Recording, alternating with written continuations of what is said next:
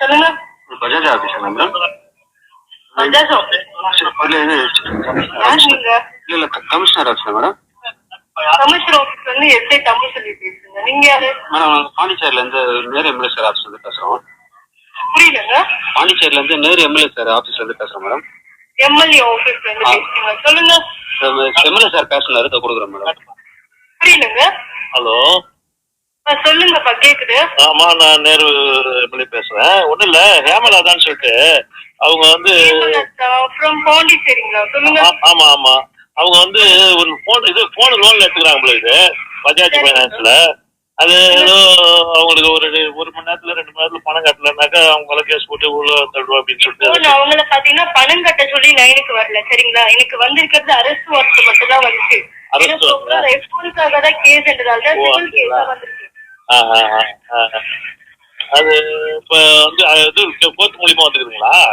ஆமாங்க, கோர்ட்ல இருந்து ஆல்ரெடி சம்பந்தப்பட்ட வீட்டருக்கு சம்மன் இஷ்யூ பண்ணிருக்காங்க. கன்சர்ன் பர்சன் ஆகிய ஹேமலதா என்றவங்க பாத்தீங்கன்னா அது ப்ராப்பரா ரெஸ்பான்ஸ் ஆகாம ரிட்டர்ன் அது வாங்காம ரிட்டர்ன் பேக் ஆயிருக்கு. இல்ல அவங்க கேஸ் இருந்தால சிவில் கேஸா ஃபைல் பண்ண சொல்லி கொடுத்திருக்காங்க. சரி, ஒண்ணு இல்ல மேடம். இப்ப நீங்க ஒண்ணு இல்ல, நீங்க உங்க நடவடிக்கை கட்டுத்தான். அவங்க வந்து வாடகை வீட்டுல இருக்கிறதுனால மாறி இப்போ வந்து வேற இடத்துல இருக்கிறாங்க. டவுன்ல இங்க வாடகை எல்லாம் கொடுக்க முடியாது, அந்த அளவுக்கு வார்த்தையாட்டம் கிடையாது. அவங்ககிட்ட நான் ஒரு டைம் கேக்குறாங்க, அந்த டைம் கொடுத்தா அவங்க வந்து ஒரு வாரத்துல கட்டிடுறாங்க. வந்திருக்கிறது பாத்தீங்கன்னா சிவில் கேஸ்ன்றதால ஆல்ரெடி ஒரு லேடி பேர்ல வந்திருக்கேன்னா நான் 12 மணி வரைக்கும் டைமிங் கொடுத்தேன். ஜென்ஸ் பேர்ல வந்துச்சுன்னா நான் அதோட அந்த கேஸ் அப்படியே முடிச்சிருப்பேன், சரிங்களா? சரி, ஒரு லேடியா இருக்காங்களே கோர்ட் கேஸ் எதுக்கு அலையில வந்தா உங்களுக்கு டைமிங் சொல்லாட்டி நான் கொடுத்தேன். இந்த ரிட்டர்ன் பர்சன் சொல்லுவாங்க பாத்தீங்களா, ரிட்டர்ன் பர்சனுக்கு ரிட்டர்ன் வந்தாதான் கேஸையே வித்ரா பண்ண முடியும். அது எனக்கு வராத வரைக்கும் இந்த கேஸ் எஃப்ஐஆர் தான் ஃபைல் பண்ணுவாங்க. அதுவும் அவங்களுக்கு டீடெயிலா தகவலும் கொடுத்துட்டேன் நான் உங்களுக்கு. இதுக்கு மேல நான் என்ன ஒரு வாரம் டைம் கேக்குறாங்க. சிவில் கேஸ்ன்றதால பெண்டிங்ல வைக்க முடியாதுங்க. அவங்கள பணத்தையும் கட்ட வேணாம்னு சொல்லுங்க. நான் கேஸ் எஃப்ஐஆர் மட்டும் ஃபைல் பண்ணி அனுப்புறேன்.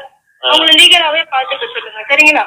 சரி, அப்படின்னாக்கா சரி, அவங்கள அரெஸ்ட் போறேன்னாங்களாம்மா? யாரு? ஆமாங்க, அரெஸ்ட் வாரண்ட் தாங்க வந்திருக்கு. ஏன்னா சிவில் கேஸ்ன்றதால பினான்சியல் சீட்டிங் கேஸ்ல பண்ண சொல்லிருக்காங்க. ஆர்பிஐ படி அந்த செக்ஷன் 138 கீழ உங்களை சிவில்ல டிஃபால்ட்டா மென்ஷன் பண்ணப்பட்டிருக்காங்க. கொஞ்சம் டைம் கொடுங்கப்பா. என்னப்பா அவங்களாம் இல்ல, இதுல டைமிங் அதாரிட்டி இல்லங்க. ஏன்னா civil case central government involve ஆயிருக்கு. நார்மல் டிஸ்ட்ரிக்ட் கோர்ட்ல இருந்து வந்துச்சுன்னா நான் டைமிங் அதாரிட்டி கொடுத்திருப்பேன். 1 வீக்ன்றது 1 மாசம் வரைக்கும் நான் கொடுத்திருப்பேன். ஏன்னா இது பாத்தீங்கன்னா சென்னை ஹைகோர்ட்ல கேஸ் மூவ் பண்ணிருக்காங்க. இதுல டைமிங் அதாரிட்டி எனக்கு மேல பாத்தீங்கன்னா இது 3 பேர் இந்த கேஸ் ஹேண்டில் பண்ணிட்டு இருக்காங்க. நான் உங்களுக்கு பதில் சொல்றேன் இல்லையா, கேஸ் என்ன பண்றீங்க, முடிக்கிறீங்களா இல்லையான்னு சொல்லி. எனக்கு இந்த டைமிங் பாத்தீங்கன்னா 12 மணி தான். அந்த 12 மணி இப்பயோ 12:05 ஆயிடுச்சு. இதுக்கு மேல என்னால ஒண்ணும் பண்ண முடியாதுங்க. சரிம்மா, சரி, நானே தேங்க்யூ. சரிங்க. எனது தொகுதியில ஹேமாவதி என்ற ஒரு மகளிர் செல்போனுக்காக அவங்க வந்து ஒரு இஎம்ஐ 19,000 ரூபா வாங்கி பஜாஜ் ஃபைனான்ஸ் என்ற நிறுவனத்தில் தவணை வாங்கி கட்டி வந்துக்கிறாங்க. அது அவங்க கொரோனா காலத்தில் வாங்கினதா சொல்கிறாங்க. அந்த டைமில் கொரோனா காலத்துலேயும் கொஞ்சம் அவங்களால சரியாக கட்ட முடியலையா என்னன்னு தெரியல.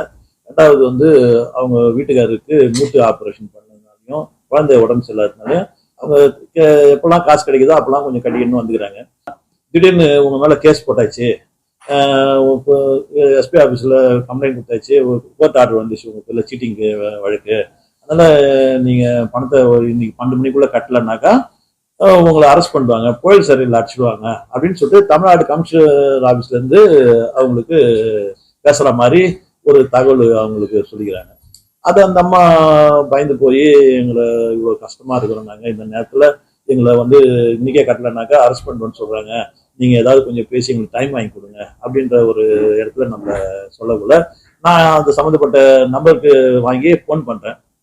ஃபர்ஸ்ட் அவங்க எடுக்கல, ரெண்டாவது அவங்களே ஒரு மிஸ்டு கால் மாதிரி வந்துட்டு திருப்பி நம்ம பிஏ எடுத்து பேசக்குள்ள அவங்க வந்து யாரு நீங்க, என்ன யார் பேசுறீங்க, என்ன பேசுறீங்க அப்படின்னு ஒரு அதிகாரத்துவரங்கள ஒரு ஒரு கமிஷனர் ஆஃபீஸ்ல இருந்து ஒரு உயர் அதிகாரி பேசுற மாதிரியே பேசி, இது மாதிரி நான் எம்எல்ஏ பேசுறேம்மா, இது மாதிரி அவங்க எங்களுடைய தொகுதிக்காரங்க அவங்க கஷ்டத்தில் இருக்கிறாங்க, அவங்களுக்கு ஏதாவது ஒரு டைம் கொடுங்க, அவங்க கம்பெனியில் கூட நீங்கள் அந்த ஃபைனான்ஸ் கம்பெனி அதெல்லாம் எங்கள் வேலை இல்லை, நீங்கள் எங்கள்கிட்ட கேஸ் கொடுத்துருக்காங்க, கேஸ் போட வேண்டி தான் என் வேலை, லேடிஸ்ன்றதுனால கொஞ்சம் வெயிட் பண்ணோம். அது கூட தேவையில்ல, மணி ஆகி போச்சு, இதுக்கு மேலே கேஸ் போட்டுருவோம், அவங்கள வந்து அரெஸ்ட் ஆகிடுவாங்க, அவங்ககிட்ட சொல்லிடுங்க அப்படின்னு என்கிட்டயே வந்து ஒரு அதிகாரத்தோட பேசினேன். வேறு உடம்பு சரியில்லாத மூட்டு வலியை ஆப்ரேஷன் பண்ணின்னு இன்னைக்கு வீட்லயே பட்டு கிடையாது, ஆட்டோ ஓட்ட போகல, என் பிள்ளைக்கும் உடம்பு சரியில்லாத ஹாஸ்பிட்டலில் சேர்த்து வச்சுட்டு நான் நேற்று இட்டுன்னு வந்தேன், இன்னைக்கு இந்த மாதிரி நேரத்தில் நான் என்ன பண்ணுறது, என் தாலி அடமான வச்சு தான் கட்டணும், நீ ஏதாவது இப்போ செய்யுமா, நான் உனக்கு ஏதாவது உதவி பண்ணுறேன்னு சொல்லிட்டு சொன்ன பிறகு அந்த அம்மா போயிட்டு அன்னைக்கே போய் அந்த பணத்தை கட்டின பிறகு தான் இந்த உண்மை வெளியே வருது. நம்மளுக்கும் இது பேக்கு காலில இருந்து இந்த மாதிரி கமிஷனர் ஆஃபீஸ் வந்து பேசுறாங்கன்ற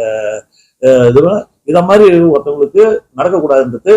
ஏன்னா இதை ஒரு ஏமாளி இது மாதிரி செய்யலாம், அவங்க ஏமாளியா தருவாங்க, இந்த மாதிரி பயந்து போய் ஏதாவது பண்ணினாங்கன்னா என்ன ஆகுது? அப்ப இது வந்து ஒரு முற்றுப்புள்ளி வைக்கணும். இது இரு மாநில அரசும் இதுல தலையிட்டு அதுக்கு தேவையான நடவடிக்கை எடுக்கணும்.